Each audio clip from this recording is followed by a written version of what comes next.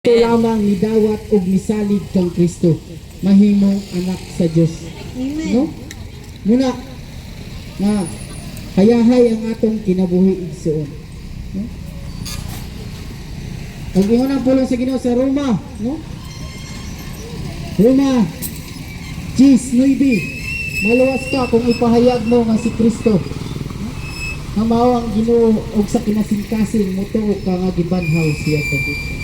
Muna nga pinaagi lang kang Kristo mahimo kitang matarong igsoon. No? Pinaagi kang Kristo mahimo tang matarong, no? Ato siyang dawaton, ipapuyo sa atong kasing-kasing, no? Siya mo'y mabag-o sa atong kinabuhi, no?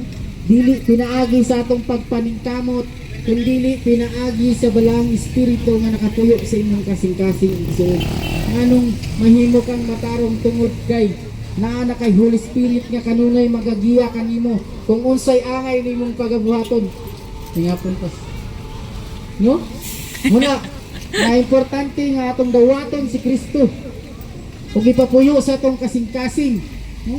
Kay siya mo'y mubag-o sa atong kinabuhi mga igsoon. No, dili ang tao. Kami igo rami sa pagwali mga igsoon, no?